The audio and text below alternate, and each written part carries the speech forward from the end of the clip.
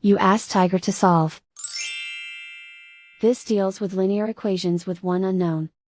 The final result is x equals 2. Let's solve it step by step. Simplify the expression. Multiply the fractions. Break up the fraction. Find the greatest common factor of the numerator and denominator. Factor out and cancel the greatest common factor. Simplify the arithmetic. Expand the parentheses. Group like terms. Simplify the arithmetic. Group all x terms on the left side of the equation. Add 2x to both sides. Group like terms.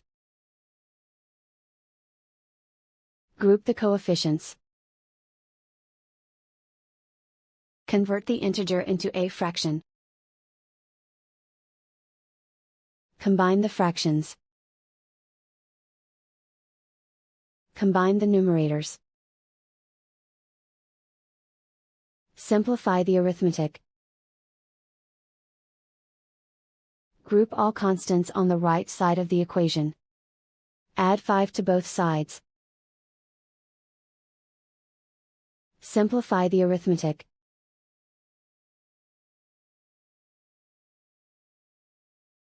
Isolate the x. Multiply both sides by inverse fraction 2 over 5.